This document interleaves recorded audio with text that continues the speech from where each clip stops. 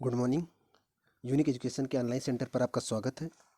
यह वीडियो संधि का है, हिंदी में वर्णमाला में आप संधि भी पढ़ते होंगे। तो संधि से क्वेश्चन दरअसल वीडियो हुआ, यूपीपी हुआ, या फिर लेखपाल की जो वैकेंसी आती है, या फिर एसआई की जो वैकेंसी आती हैं, तो इसमें हिंदी से जो क्वेश्चन बनते हैं 40 से 50 क्वेश्चन बनते हैं यहाँ पर। तो अगर आप संधि तैयार करेंगे तो 4-5 क्वेश्चन संधि से भी आते हैं। तो संधि सरल भी है और अच्छा नंबर भी देता है। और अगर आप पढ़े हो तो एक बार टेस्ट लगाओ, देखो कि 20 क्वेश्चनों में कितना आप सही कर सकते हो। कोशिश करो ढेर सारा सही हो, और जितना भी आपका सही हो कमेंट बॉक्स में लिख के ज़रूर बताइएगा। और अगर आप चैनल पे नए हैं, चैनल को सब्सक्राइब कर लीजिए और उन लोगों के पास भी शेयर करिए जो लोग तैयारी में लगे हुए हैं। चलिए फिर क्वेश्चन देख लेते हैं। कोशिश करिएगा ढेर सारा आपका सही हो, गलती ना हो। चलिए पहला क्वेश्चन देखते हैं। फिर क्वेश्चन देखिए पहला, 1 मिनट। क्वेश्चन देखिए। क्वेश्चन है, दो वर्णों के मेल से होने वाला विकार। विकार मीन्स होता है परिवर्तन। तो दो वर्णों के मेल से होने वाला विकार क्या कहलाता है? संधि, समास, उपसर्ग, प्रत्यय। सोचिए, 20 क्वेश्चनों का सेट है। सोचिए, कोशिश करिएगा कि आपको 20 सही हो जाए, तब समझ लीजिएगा कि आपकी संधि की तैयारी बहुत अच्छी है। चलिए आंसर बताते हैं हम आपको। आप आंसर सोचेंगे और उसके बाद हम आंसर बताएंगे, आप मैच कराएंगे, देखिए कितना सही होता है। तो यहाँ पर ऑप्शन पहला सही है। दो वर्णों के मेल से जो विकार मीन्स जो परिवर्तन होता है उसे ही हम संधि कहते हैं, याद रखिएगा, उसे ही हम संधि कहते हैं। यहाँ पर ऑप्शन पहला सही है। चलते हैं नेक्स्ट क्वेश्चन पर। क्वेश्चन देखिए। क्वेश्चन है, संधि कितने प्रकार का होता है? संधि कितने प्रकार के होते हैं? 1, 2, 3, 4। सोचिए कितने प्रकार का होता है। चलिए आंसर बताते हैं आपको। यहाँ पर ऑप्शन सी सही है, 3 प्रकार के। स्वर संधि, व्यंजन संधि और विसर्ग संधि। संधि 3 प्रकार के होता है, स्वर, व्यंजन और विसर्ग। सरल है, फ्री का नंबर मिल सकता है आपको, थोड़ा सा भी तैयारी हो बस। अगला क्वेश्चन देखते हैं। क्वेश्चन है, दयानंद में कौन सी संधि है? ध्यान से सोचिए नियम पूरा, और सोच के आंसर लगाइए ताकि आपका सब सही हो। तुक्का मत मारिए, कोशिश करिए। अगर आप नियम ना पढ़े हो तो यहीं पर वीडियो रोक के एक बार पूरे नियम पढ़ के फिर टेस्ट लगाइए ताकि सही हो। क्योंकि जब सही होता है तो कॉन्फिडेंस आता है, और कॉन्फिडेंस ही जरूरी है एक विद्यार्थी के लिए। तो कह रहा है दयानंद में कौन सी संधि है? गुण संधि, दीर्घ संधि, व्यंजन संधि, यड़ संधि। सोचिए। चलिए आंसर बताते हैं। यहाँ पर ऑप्शन बी सही है, दीर्घ संधि। जब हस्व हस्व अ या आ दीर्घ अ या आ से मिलते हैं, मतलब जब और अ या आ का मेल अ या आ से होता है तो वो आ हो जाता है, मतलब दीर्घ हो जाता है। तो दयानंद को जो आप तोड़ेंगे तो ये बनेगा दया धन आनंद। तो दया धन आनंद, तो यहाँ पर दया का आनंद, तो यहाँ पर आ है और यहाँ पर आ है, तो आ और आ मिलकर बड़ा आ बनाएंगे तो बनेगा दयानंद। तो यहाँ पर ऑप्शन बी सही है, दीर्घ संधि है। चलते हैं नेक्स्ट क्वेश्चन पर। चलिए अगला क्वेश्चन देखते हैं। क्वेश्चन ध्यान से देखिए आप। कपीस में कौन सी संधि है? कपीस, वृद्धि संधि, दीर्घ संधि, यड़ संधि, विसर्ग संधि। सोचिए।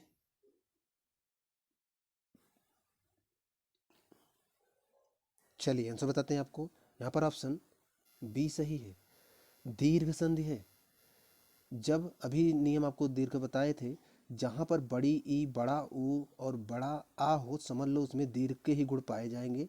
तो यहाँ पर बनेगा कपि धन ईस। बंदरों का जो राजा होता है उसे कपीस बोलते हैं। तो यहाँ पर ऑप्शन बी सही है। ई और ई मिलकर बड़ी ई बनेंगे तो बनेगा कपीस। तो ऑप्शन बी सही है। नेक्स्ट में चलते हैं। चलिए अगला क्वेश्चन देखते हैं। क्वेश्चन है, सदैव में कौन सी संधि है? व्यंजन संधि, स्वर संधि, विसर्ग संधि, इनमें से कोई नहीं। काफ़ी सरल है ये, बहुत अच्छे से नंबर आपको ये दे सकता है। बहुत सरल क्वेश्चन है, सोचिए।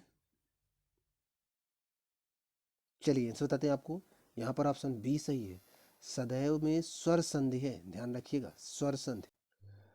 तो ये स्वर संधि है, और स्वर में भी कौन सी संधि है? तो गुण संधि है, जिसमें 1 मिनट, गुण नहीं सॉरी, वृद्धि संधि है, जिसमें अय अव हो जाता है वो वृद्धि संधि होता है, क्योंकि मात्राएं बढ़ रही हैं, वृद्धि हो रही है, तो वृद्धि संधि है। सदा धन एव बराबर सदैव, तो ऑप्शन बी सही है, याद रखिएगा, इंपॉर्टेंट भी है।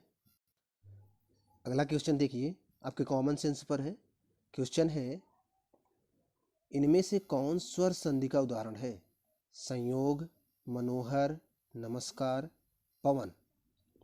सोचिए। चलिए आंसर बताते हैं आपको। यहाँ पर ऑप्शन डी सही है, पवन। आप पढ़े होंगे अव आव अय आय, तो ये अयादि संधि का एक उदाहरण है, पवन पोधन अन, तो अव मिल रहा है तो पोधन अन पवन, तो पवन स्वर संधि में अयादि संधि में है, तो ये कह रहा है कि इनमें कौन स्वर संधि का उदाहरण है? पवन।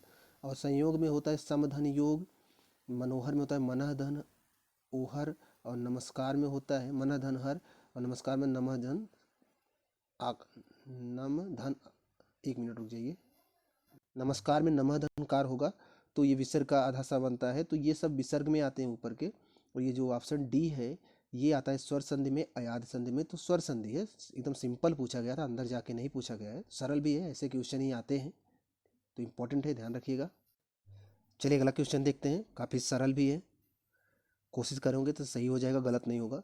निम्नलिखित में से कौन सा शब्द वृद्धि संधि का उदाहरण नहीं है? ध्यान रखिएगा, पूछा है नहीं है। सदैव, जलौघ, गुरुपदेश, परमोदार्य। परमोदार्य कौन सा वृद्धि संधि का उदाहरण नहीं है? सोचिए। चलिए आंसर बताते हैं आपको। यहाँ पर ऑप्शन सी सही है, गुरुपदेश। दरअसल अभी हम आपको थोड़ी देर पहले बताए थे कि जो वृद्धि संधि होता है उसमें मात्राएं डबल होती हैं, वृद्धि हो जाती है मात्राओं में, आए या फिर आओ, तो ये होते हैं वृद्धि संधि के लक्षण। तो देखो इसमें डबल अय, इसमें मतलब डबल मात्रा है, मतलब अय है, इसमें भी अव है, इसमें भी अव है, लेकिन इसमें केवल एक ही मात्रा है, तो ये वृद्धि नहीं होगा, तो ये गुण संधि हो सकता है। तो ऑप्शन, एक मिनट, ये गुण संधि नहीं है, ये जो ऑप्शन सी है, पहली बात तो आंसर होगा ऑप्शन सी, क्योंकि यह वृद्धि संधि नहीं है, यह दीर्घ संधि है। बाकी ये तीनों वृद्धि संधि हैं, सिंपल सा है, याद रखिएगा। अगला क्वेश्चन भी आपके कॉमन सेंस पर है, सोच लेंगे तो आंसर पा जाएंगे। क्वेश्चन है, निम्नलिखित में से दीर्घ संधि युक्त पद कौन सा है? मतलब कह रहा है कौन सी दीर्घ संधि है? महर्षि, देवेंद्र, सूर्योदय, दैत्यारी। सोचिए कौन सा दीर्घ संधि है।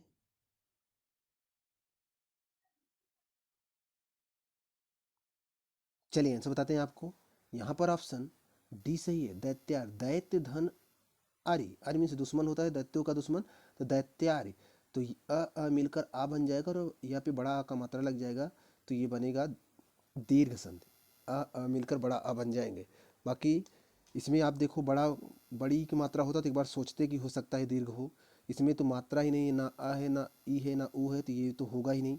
और इसमें ओ का मात्रा है, ना अ है ना ऊ है ना ई है, तो ये भी नहीं होगा। तो जब ये तीनों नहीं होंगे तो ऑप्शन डी एकदम सिंपल सा है, यही सही होगा, ऑप्शन डी दैत्यारी में दीर्घ संधि है, सिंपल सा भी है और इम्पॉर्टेंट भी है, तो याद रखेंगे आप। और इधर अगर इनका संधि विच्छेद करें तो इसका बनेगा महाधन ऋषि, इसका बनेगा देवधन इंद्र, इसका बनेगा सूर्य धन उदय, सूर्योदय। लेकिन इसका जो बनेगा दैत्य धन अरि, तो जो वृद्धि संधि का एक उदाहरण है, तो ऑप्शन, सॉरी, दीर्घ संधि का एक उदाहरण है, तो ऑप्शन डी सही होगा, इम्पोर्टेंट भी है। और आप, हमें लगता है कि आप गलत नहीं किए होंगे, आप सही ही किए होंगे।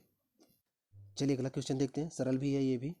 कह रहा है पवित्र में प्रयुक्त संधि, पवित्र शब्द में कौन सी संधि प्रयुक्त है? यड़ संधि, गुण संधि, अयादि संधि, वृद्धि संधि।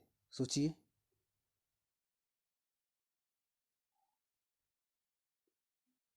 चलिए आंसर बताते हैं आपको। यहाँ पर ऑप्शन सी सही है, अयादि संधि। देखिए आप, पवित्र, प व प व है, जिसमें आप देखेंगे तो अव मिलेगा, तो अयाद संधि की विशेषता होती है अव आव अय आय, अय आय, अय आय, अव आव, तो जिसमें ऐसे शब्द मिलते हैं वो अयाद संधि के अंतर्गत आता है। तो यहाँ पर अव मिल रहा है, पव, तो अव मिल रहा है तथा अयाद संधि होगा, तो ऑप्शन सी सही है। ध्यान रखिएगा, ये सब पहचानने के तरीके होते हैं। अय आय अव आव, ये अयाद संधि की विशेषता होती है, उनके शब्दों में अव शब्द आएगा, आय शब्द आएगा, आय शब्द आएगा, अव शब्द आएगा, आव शब्द आएगा। जैसे पवित्र में प में अ है, व में वहाँ पर व है तो प अव हो जाएगा, तो अव मिल रहा है, अतः यह अयाद संधि है, याद रखेंगे आप। चलिए अगला क्वेश्चन देख लेते हैं। अगला है इत्यादि का सही संधि विच्छेद बताएं, क्या होगा? इत धन याद, इत धन याद, इत धन आदि, इत धन आदि। सोचिए कौन सा सही हो सकता है?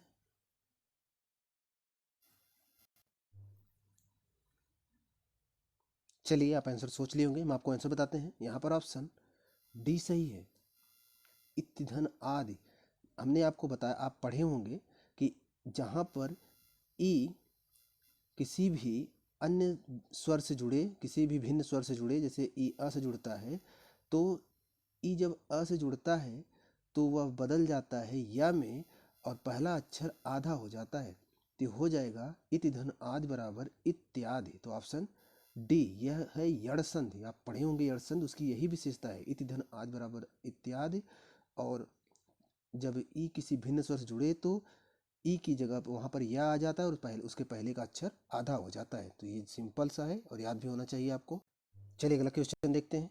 अगला क्वेश्चन है निरर्थक का सही संधि विच्छेद क्या होगा? निर्धन अर्थक, निरह धन अर्थक, निधन अर्थक, निराधन अर्थक। सोचिए।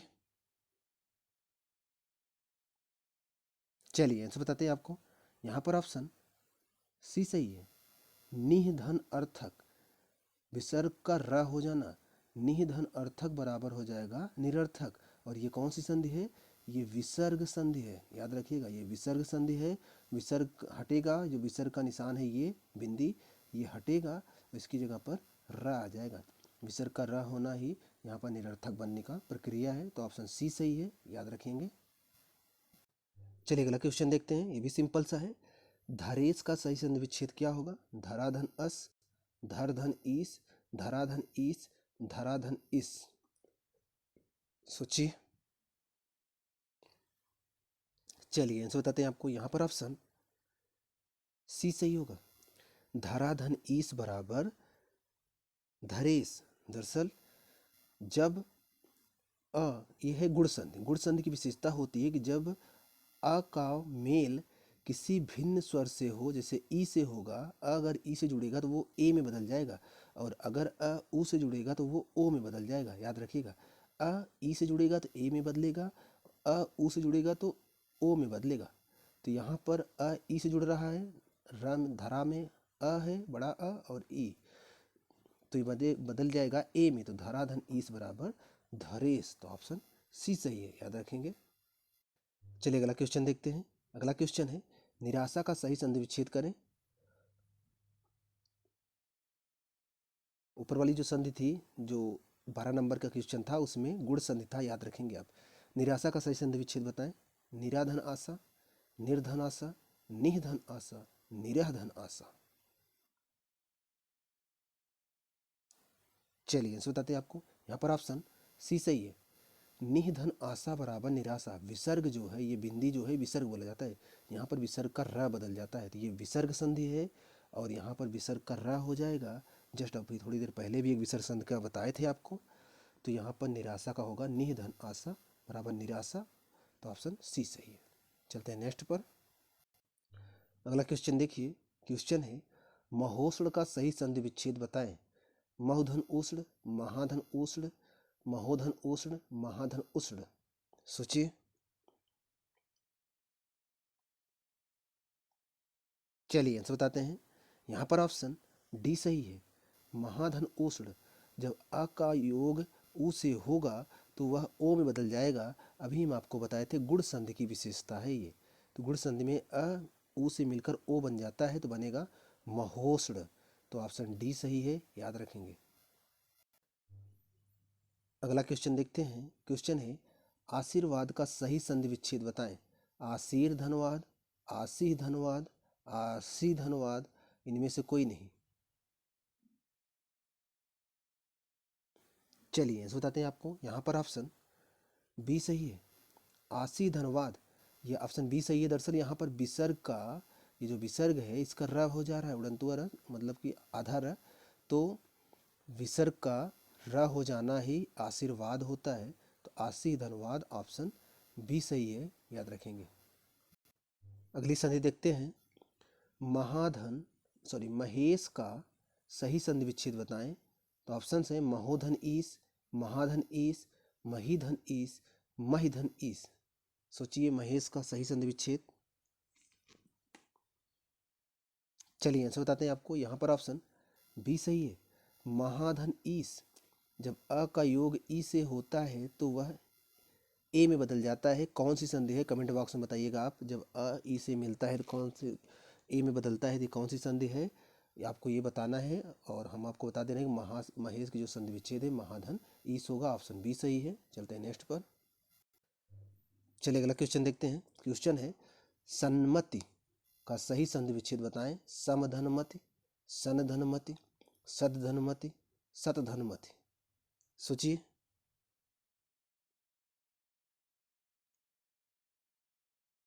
चलिए आंसर बताते हैं आपको। यहाँ पर ऑप्शन डी सही है। दरअसल यह व्यंजन संधि है। व्यंजन संधि की एक विशेषता है कि जब किसी भी वर्ग के प्रथम अक्षर का मेल किसी भी वर्ग के चौथे पांचवें वर्ग से हो या फिर किसी अनुनासिक वर्ण से हो, तो वह अपने के पांचवें अक्षर में बदल जाता है। तो त का मेल एक अनुनासिक वर्ण या म से हो रहा है, तो त अपने पांचवें में बदल जाएगा, आधा त, तो ये बन जाएगा न, आधा न बन जाएगा, तो हो जाएगा सन्मति। तो सन्मति का सही संधि विच्छेद होता है डी। यहाँ पर सतधनमति जो कि एक व्यंजन संधि है, ये भी याद रखेंगे आप। और व्यंजन संधि के सारे नियम आप पढ़ डालिएगा, क्योंकि क्वेश्चन यहाँ से बहुत आते हैं। क्वेश्चन है, अगला क्वेश्चन देखते हैं। क्वेश्चन है अन्वय का सही संधि विच्छेद बताएं।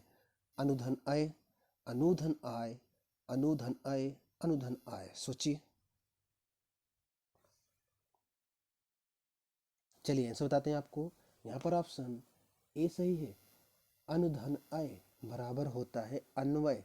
दरअसल हम यह यड़ संधि है, और यड़ संधि में विशेषता है कि जब उ का योग किसी भिन्न स्वर से हो तो उ जो है वा में बदल जाएगा, और उसके पहले का अक्षर आधा हो जाएगा।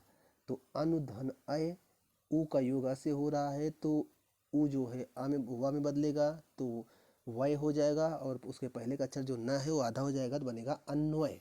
याद रखिएगा, आप यड़ संधि की विशेषता पढ़ डालिएगा एक बार अच्छे से, ये समझ में आ जाएगा। अगला क्वेश्चन देखते हैं। क्वेश्चन है परोपकार में कौन सी संधि है। परोपकार में कौन सी संधि है। विसर्ग संधि, गुण संधि, वृद्धि संधि, यड़ संधि। सोचिए।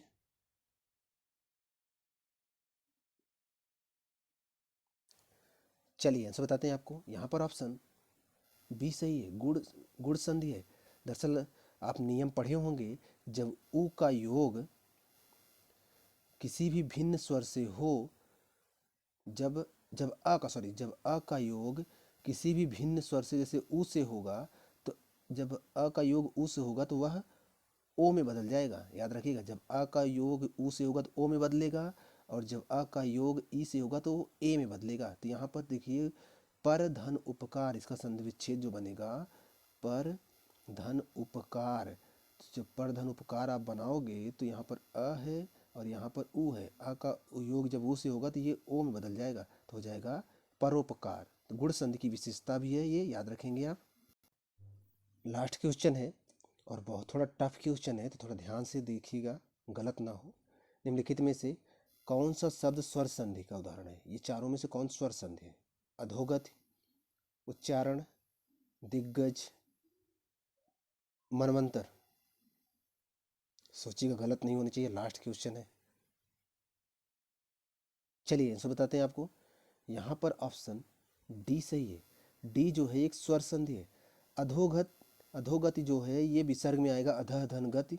उच्चारण का उत धन चारण व्यंजन संधि। दिग्गज का दिक धन गज व्यंजन संधि। लेकिन मनवंतर का होता है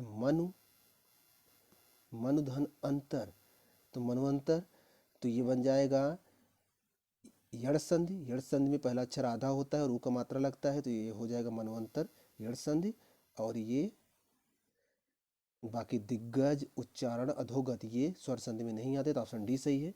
यहाँ पर 20 क्वेश्चन कंप्लीट होते हैं, और आशा करते कि आप ढेर सारा सही किए होंगे। अगर आप चैनल पे नए हैं तो चैनल को सब्सक्राइब कर लीजिए। आपकी बहुत सारी तैयारी संबंधी बहुत सारे क्वेश्चन यहाँ आपको बताए जाएंगे। और आपको वीडियो अच्छा लगा हो तो ऐसे बच्चों के पास भी शेयर कर दीजिए जो तैयारी में लगे हुए हैं, खासकर जो यूपीपी, वीडियो, एसआई और लेखपाल की तैयारी कर रहे हैं तो उनके पास ये सेंड कर दीजिएगा, क्योंकि उनको हिंदी और जीएस से संबंधित जो भी महत्वपूर्ण टॉपिक हैं यहाँ पर हल करवा दिए जाएंगे, तो ढेर सारा उनका भी फ़ायदा हो जाएगा। मिलते हैं नेक्स्ट वीडियो में, तब तक आप पढ़ते रहिए, कोशिश करिए ढेर सारा आपका सही हो।